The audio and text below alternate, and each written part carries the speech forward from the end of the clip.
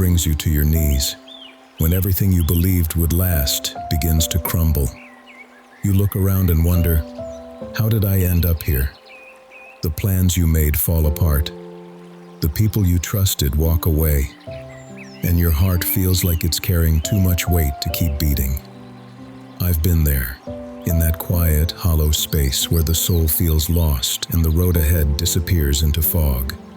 It is written, "The Lord is close to the brokenhearted and saves those who are crushed in spirit." Psalm 34:18. When pain enters your story, it doesn't ask for permission. It breaks, it bends, it burns. But here's what I've learned. Pain is not the end of your purpose. It's often where purpose begins. God never wastes tears. Every moment of confusion, every sleepless night, every cry that only heaven heard, it all becomes material for something greater. I used to ask God, why me? But now I ask, what are you teaching me? Because sometimes the greatest clarity comes from what first felt like chaos. Pain has a strange way of stripping away everything fake. It removes distractions, reveals truth, and forces you to look for meaning in the ashes. It is written, "We know that in all things God works for the good of those who love Him, who have been called according to His purpose." Romans 8:28. If you are walking through pain right now, don't despise it. You are not being punished, you are being positioned. God is still writing your story, and what feels like loss today may be the chapter that leads you to everything you were meant to become. For a long time, I saw my wounds as proof of weakness, reminders of what went wrong. I tried to cover them, to hide the pain from others, and even from myself. But with time, I discovered something sacred. Wounds are not walls meant to close us off. They are doors through which light enters. Every scar carries a story, and every story carries a seed of purpose. It is written, "He heals the brokenhearted and binds up their wounds." Psalm 147:3. When you've been hurt deeply, you begin to see life differently. The world becomes more fragile, people more precious, love more real.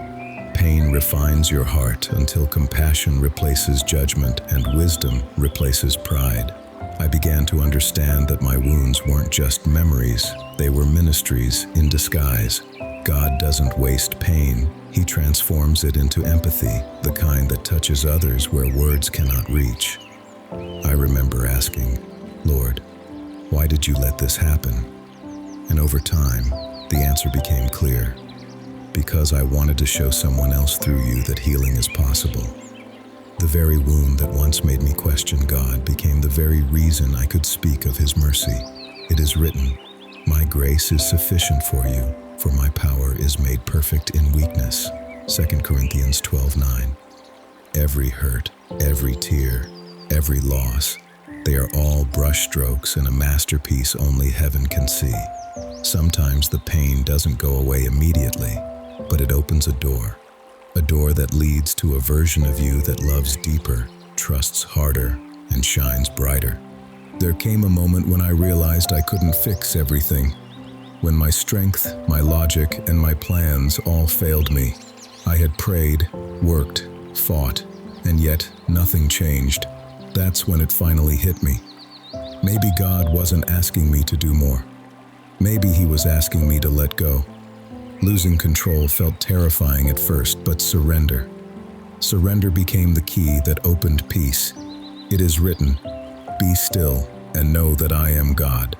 Psalm 46:10. When I stopped trying to manage the pain and began to hand it over to God, something sacred happened. The weight didn't vanish, but it stopped crushing me. Because peace doesn't come from understanding everything. It comes from trusting the one who does. Surrender doesn't mean defeat. It means faith in motion. It's the moment your heart says, "Even when I don't see the plan, I still choose the planner." I used to believe that control was safety, but now I know it was only fear pretending to be strength. God often removes what we cling to so that we can finally cling to Him.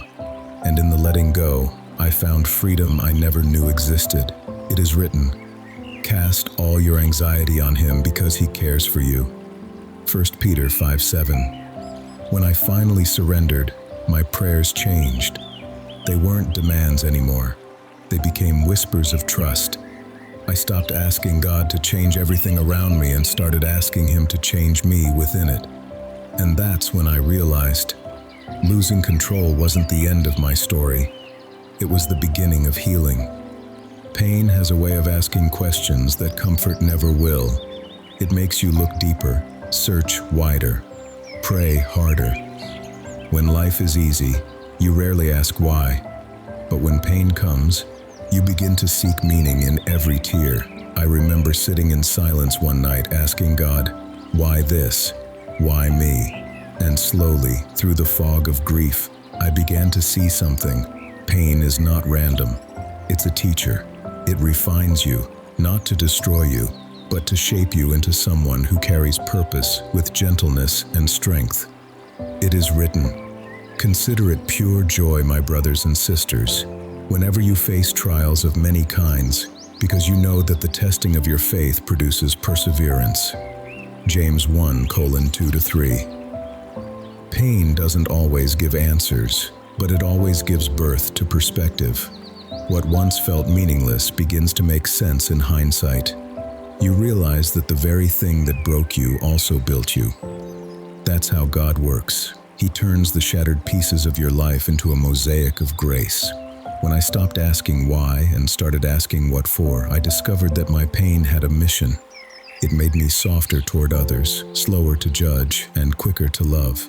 It is written, "You intended to harm me, but God intended it for good, to accomplish what is now being done, the saving of many lives." Genesis 50:20. Pain became my ministry, my message, my miracle in disguise. There was a day when I couldn't take it anymore. The prayers, the waiting, the endless cycle of hope and disappointment. It all became too heavy. I told God, "If you're still there, I need you to hold me because I can't hold myself."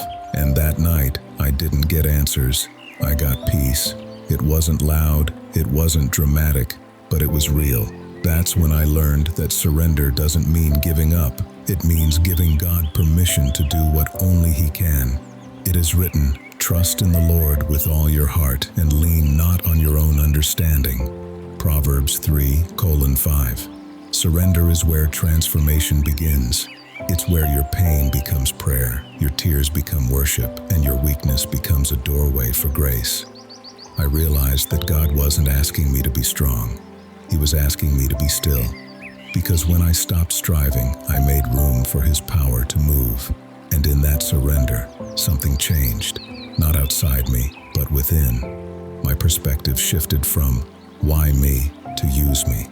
It is written, "My grace is sufficient for you, for my power is made perfect in weakness." 2 Corinthians 12:9. The turning point wasn't when the storm ended. It was when I learned to praise Him in the middle of it. Healing doesn't come in a straight line. It comes in waves. Some days you feel whole again. Other days, the cracks in your soul ache like open wounds. But every wave, every rise and fall, is proof that you're still moving forward. I used to think healing meant forgetting the past, but now I know it means remembering differently. You don't erase the scars. You let them remind you of what God has carried you through. It is written, "He has made everything beautiful in its time." Ecclesiastes 3:11. The heart that breaks is the heart that learns to love without fear. Brokenness isn't the end. It's the soil where compassion grows. It's what teaches you to see others with grace, to forgive deeper, and to live slower.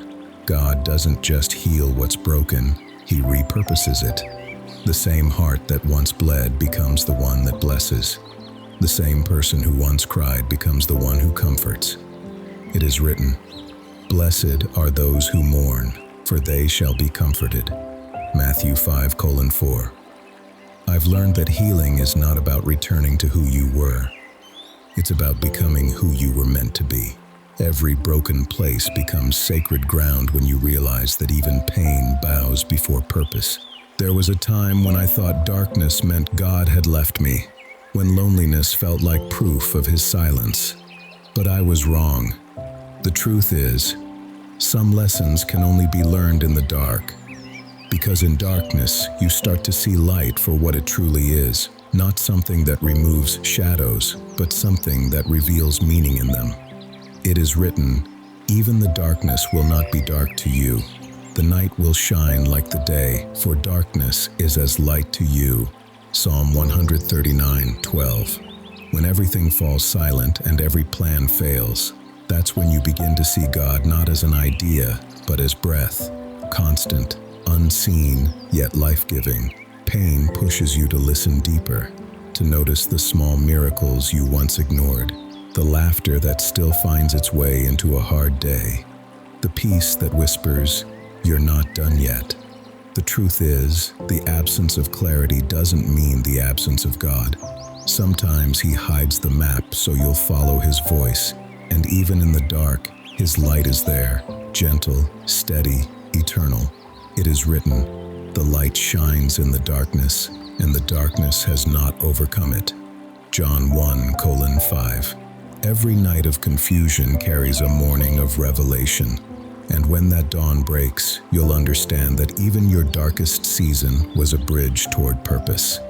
When I began to heal, I noticed something. I started to feel other people's pain more deeply. It was as if my own suffering had opened new eyes in my heart. I could recognize sorrow behind a smile, loneliness behind laughter, fear behind confidence. My pain had given me empathy. What once made me bitter now made me kind. It is written, "Praise be to the God of all comfort, who comforts us in all our troubles, so that we can comfort those in any trouble with the comfort we ourselves receive from God." 2 Corinthians 1:3-4. That verse became my mission. God never heals you just for you. He heals you so you can help others heal too. Every story of survival becomes a testimony. Every scar becomes a message. I realized that what I went through wasn't wasted.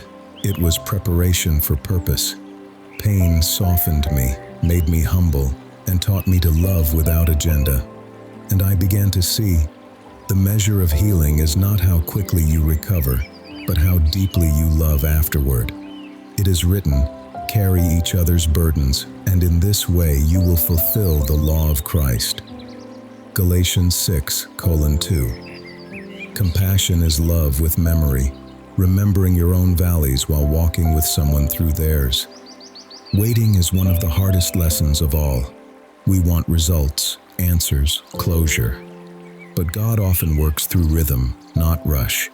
Waiting isn't wasted time, it's training time. It's the sacred in-between where faith matures and roots grow deep. It is written, "The Lord is good to those who wait for Him, to the soul who seeks Him."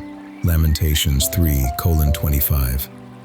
In my waiting, I learned that purpose isn't found in arrival. It's found in endurance. Each delay built trust. Each silence stretched patience. Waiting taught me that God's timing is not slow, it's perfect. I learned to stop demanding immediate outcomes and started cherishing hidden growth. Because while I was waiting for God to open a door, He was teaching me how to walk. It is written, "But those who wait upon the Lord shall renew their strength. They shall mount up with wings as eagles." Isaiah 40:31. The waiting that once felt like a prison became the place of my preparation. And when the right moment came, I realized that everything I thought was holding me back was actually holding me together. One day, I looked back and realized that the storm that nearly broke me became the proof of my faith. Pain had not destroyed me. It had transformed me. It had refined my voice, sharpened my vision, and deepened my relationship with God. The things I lost were real, but what I gained, peace, clarity, strength, were eternal. It is written, "After you have suffered a little while, the God of all grace will Himself restore you and make you strong, firm, and steadfast." 1 Peter 5:10. I learned that purpose isn't always glamorous. Sometimes it's quiet, steady, invisible. It's not about being known by the world, but being known by heaven. My pain taught me that every ending holds a hidden beginning, and every beginning starts with surrender. When you finally let God use your story, no wound is wasted. It is written, "Weeping may endure for a night, but joy comes in the morning. Psalm 30:5. You are not broken beyond repair. You are being rebuilt for something greater. Father, thank you for the seasons that I didn't understand, for the moments when pain seemed louder than your promises. Thank you for reminding me that even when I couldn't see you, you were still working. Teach me to trust your process more than my emotions, to see pain not as punishment but as preparation, to believe that every tear I've cried is being turned into purpose. It is written, you keep track of all my sorrows. You have collected all my tears in your bottle. Psalm 56:8. Lord, help me to use my scars as testimonies, my failures as foundations, my losses as lessons. When I am tempted to give up, remind me that I am still becoming who you created me to be. May my life be a message of your grace, that others who are hurting may see hope through me. And when I forget, whisper again to my soul that purpose is not something I find outside of pain. It's something you grow within it. Amen.